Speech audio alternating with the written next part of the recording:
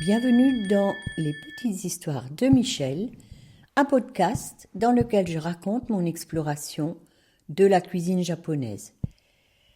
Cet art ultime de bien manger que j'ai à cœur de transmettre fait la synthèse entre mes pratiques d'artiste, de jardinière et de cuisinière.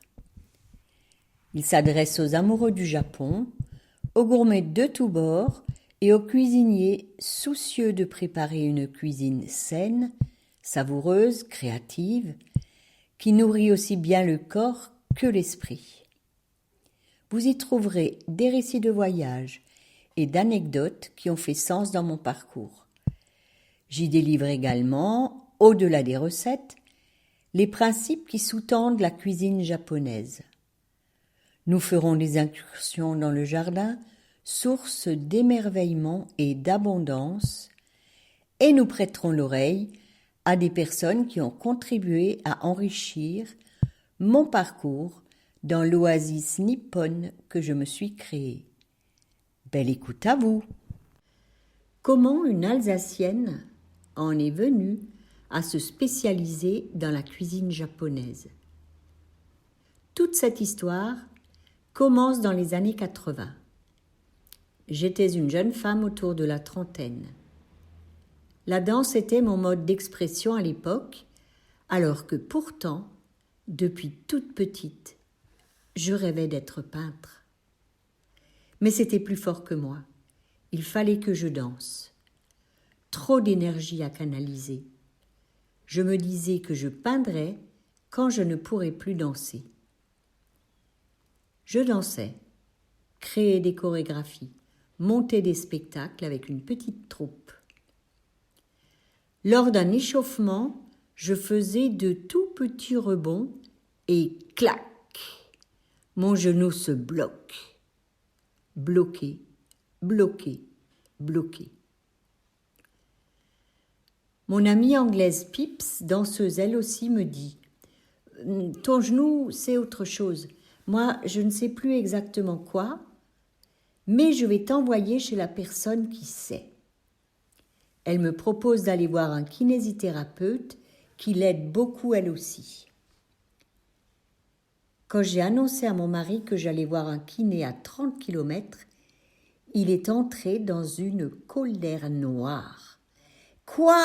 Tu vas aller voir un kiné à 30 bornes alors qu'on a tout ce qu'il faut ici ?» J'ai instantanément compris que son cerveau a pressenti que ce déplacement allait avoir un impact important dans notre vie. Donc, je vais voir ce kiné, qui m'examine rapidement. Il s'occupe à peine de mon genou et me dit « Votre foie est mort ». Effectivement, à cette époque, j'achetais la crème au litre et le beurre au kilo. Je consommais beaucoup de viande et l'alcool était de la partie aussi. Nous faisions souvent la fête et ma cuisine bourgeoise, héritée de ma mère, ravissait nos amis qui souhaitaient régulièrement notre table. Mais mon foie a pris cher. Le kiné commence à me manipuler un point à droite, en dessous des côtes. « Je vais vous réveiller le foie. Je vous préviens, vous allez avoir mal pendant 3 jours. » Il me fait aussi des recommandations alimentaires qui sont plutôt des interdictions. Pas d'acide, pas de cornichons, pas d'épinards, pas de viande. Éventuellement un peu de poisson si vous n'arrivez pas à vous passer de produits carnés et vous faites cela pendant 3 semaines. Puis, vous remangerez comme avant pour voir. Comme j'avais mal, j'ai suivi scrupuleusement les consignes. Après tout, 3 semaines, c'est supportable. Au bout de ces 3 semaines, quand j'ai voulu remanger comme avant, la viande ne passait plus. Le genou, quant à lui, s'était rétabli au bout de 3 jours. Je pouvais de nouveau gambader allègrement. J'avais besoin de comprendre. Mais c'est quoi ce truc ? On me touche le foie et c'est le genou qui guérit.